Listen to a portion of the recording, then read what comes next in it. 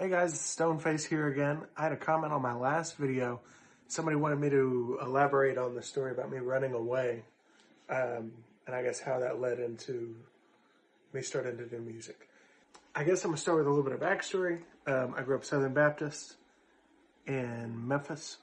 We were very much a church-going family. When I was little, both of my parents were actually pastors. So a lot of church, a lot of going to church. We were homeschooled at this point. So really all people that you go to church with. Came up like that, real tight-knit family. Parents got divorced when I was about 7. And that changed a lot of things, obviously. So we split up. There was a lot of division between mom and dad. I didn't see my dad a lot when I was young. Our mom,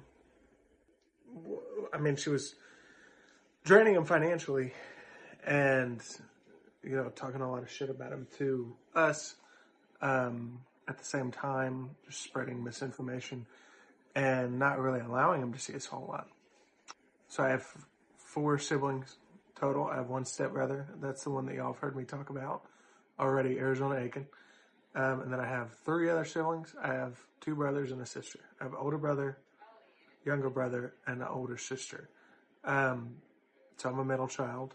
And I was named after, my middle name is the same as my dad. And I just take after him the most. I've been told that I look like him when he was my age. My whole life I've been told that. I'm also the only child that took to sports at all. I'm really into football, and none of my siblings are at all. And then I also dove the most into music, which he's big in. He was probably one of the biggest influences on me coming up. And one of the reasons I'm so musical is because he's a big music guy. He's been in bands, making music his whole life, listening to music. It's a big part of who he is, and it definitely impacted who I am a lot. I think, I'm not here to psychoanalyze anybody, but some combination of how much I took after my dad and maybe the fact that I was a middle child. I was a little bit wilder than my siblings. We just butted heads. And, there was a lot of mistreatment of all of us from my mother. But I have had it confirmed by my siblings. It was a little bit extra towards me. And at the same time, my mother was very possessive of me. At the same time, she was very much like wanted to have a relationship, wanted to spend a lot of time together, would say crazy demoralizing shit to me about the content of my character, and the type of person that I was whenever I make a mistake. You're evil on the inside. And I don't know if that's directly like a product of like the Christian connection or if it's like something separate, like she was twisting that into something, I don't know. But it was all that, and then it was, you're my special treasure. You're the most important thing in the world to me, blah, blah, blah, blah, blah, blah. Like a lot of love bombing mixed with just horrible emotional abuse. And so that progressed for a long time. I ran away a couple of times and was just brought back by my older brother.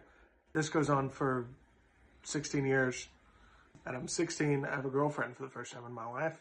I'm in football. I'm like kind of starting to climb the social ladder a little bit, which never ended up happening. But that was how I was feeling at the time. It was the weekend. My mom used to do this thing where on the weekends we would have just a cleaning day. And we would just spend the whole day deep cleaning the entire house, scrubbing baseboards, rearranging stuff, whatever. Sometimes we were playing something on those nights, but basically it was just a day where you were not going to do anything till the sun went down other than clean. You're cleaning something. You take a little break for lunch, whatever. But so we were doing this. I had established during the week that me and my girlfriend at the time were going to go to a movie Saturday night I can't remember what time it was. We'll say 6:30. We were supposed to go to the movie. So it's probably about 5 o'clock. sun's starting to go down. I have established with my mother multiple times, reestablished with her the timing of everything, and like, okay, what do I need to do? What do I need to get done to where you're going to be cool with me going and doing this thing? Because she was pretty strict. Shocker. And was not a huge fan of the fact that I had a girlfriend. And so I've been cleaning all day. I get done with whatever I'm doing. It's about 5 o'clock. And I go to my mom and I'm like, hey, can I tell so-and-so to go ahead and head this way? I'm like, hey, can I call her so we can start to sort of head in that direction? And she's like, well, don't you want to like curl up in bed and like watch our TV show or something and just relax? And I'm like, no. We spent a lot of time together. For a 16-year-old to be spending with his mother. I mean, all due respect to whatever your situation is, I was spending way more time than any 16-year-old, particularly one with a girlfriend, would have normally been spending with his mother. And I'd made plans. I told her ahead of time. She had agreed. And at the last second, she's like, trying to switch up everything and just go back on it. So I get a little frustrated. I'm going back and forth with her. I was not talking back. I was making my point because she had like promised me essentially that I was going to get to go do this. And then she's going back on her word at the last second. And I was always good at that, even as a kid. Like I can put an argument together. And I think that frustrated her. She got pretty angry and started yelling as she did. It got, it escalated to the point that, she's backing me up. I'm much bigger than her at this point, by the way. I'm about this height that I am now, which is like 5'11", and I'm probably 250. I'm playing football. I'm a big high school kid. She's probably 5'3", probably 250. She was probably 250 pounds. She's a stout woman. But still, I got 8 inches on this woman, and I'm a man. Regardless, somehow reaches up, grabs me by my throat, and picks me up and pins me against the wall. We got whooped coming up. I had never, at that point, had that kind of violence done against me, especially by somebody in a position that she was, where it's such a position of like intrinsic trust. I was in shock. I just remember being up there, looking down at her and kind of being in disbelief of what was happening. And then the next thought I remember having is, I need to breathe. So I push her, and probably harder than I meant to, but adrenaline was kicking in. She goes and kind of lands on the counter, and then I cursed at my mom for the one and only time, because I haven't seen her very much since this.